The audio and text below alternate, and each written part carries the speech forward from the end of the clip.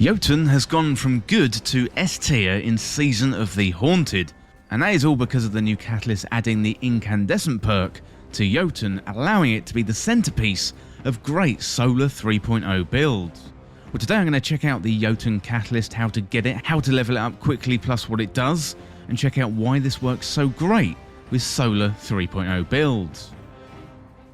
Well, if you're new around here or find this useful, don't forget to hit that subscribe button down below for all the latest Destiny 2 content and turn on notifications by hitting that bell.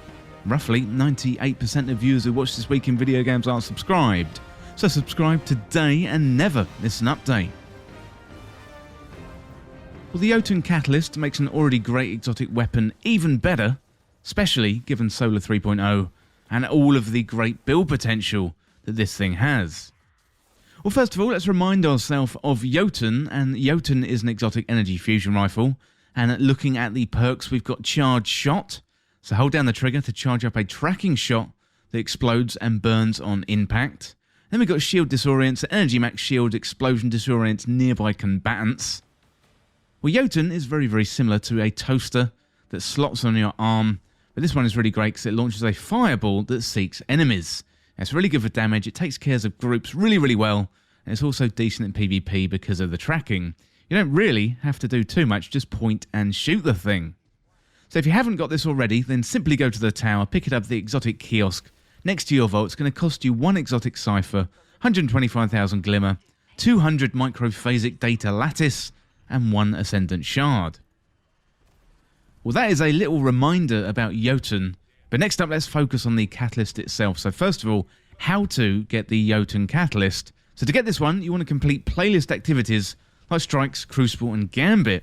It is all down to luck as to whether this thing will drop for you. For me, I was playing Crucible, so going for this catalyst is a good activity to do while you're doing something else. So if you're specifically going after the catalyst, I'd recommend farming Nightfalls, or maybe when you're trying to get to rank 16 on the playlist of your choice, for that ritual weapon. That way you're doubling your efforts towards a goal. But the TLDR on this one is all you need to do is run playlist activities, and it's a random drop from the end of those activities. Well, next up, let's have a look at how to level up the Jotunn Catalyst. So once you've got the catalyst, to complete it, you'll need 500 kills with Jotunn. You can do this in a number of places in the game, ideally where there are a lot of enemies and you're doing it solo.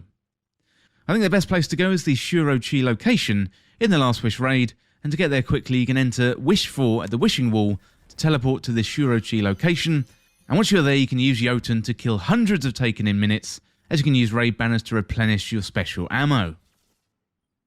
And what I'll do at the end of the video is put the route to the Wishing Wall in the Last Wish raid so you can get there nice and quickly.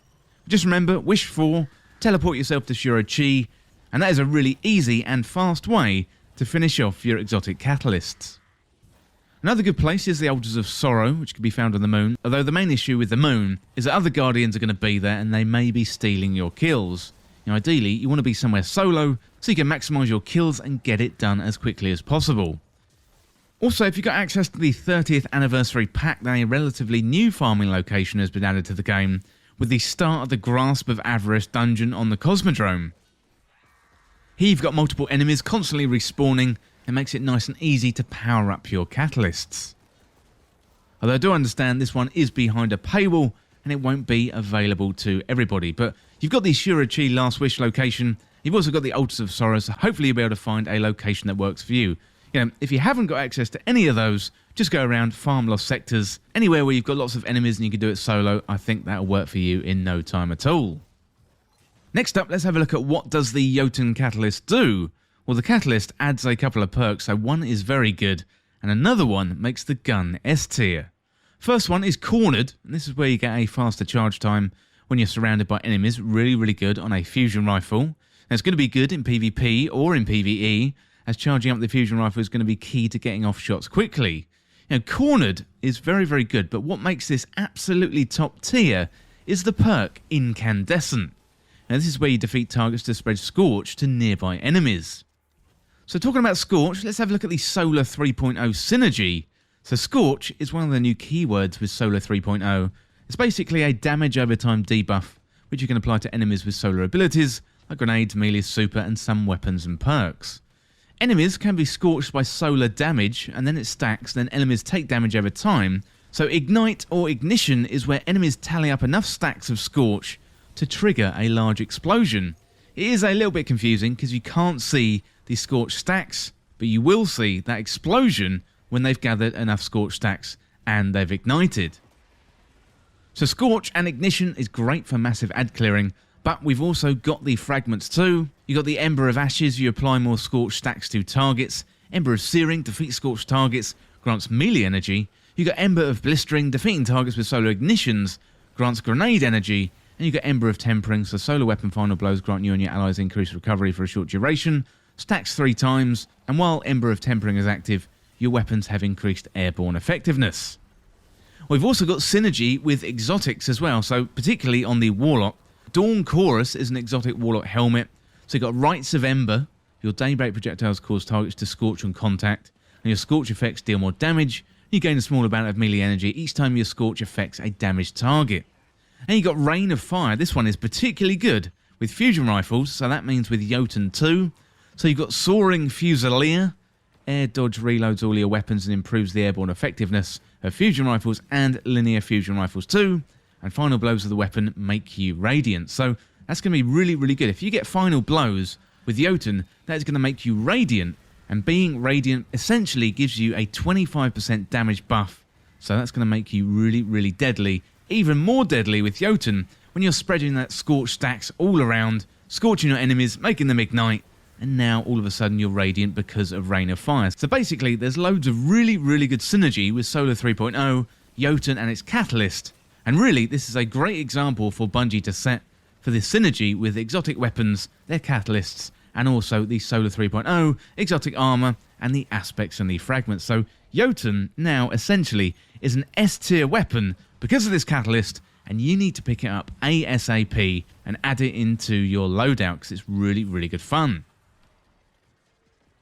You know, Jotunn is a very versatile fusion rifle, probably one of the best exotic weapons in the game. You know, it's really powerful in PvE, pretty much a one-shot kill every time, great for breaking solar shields.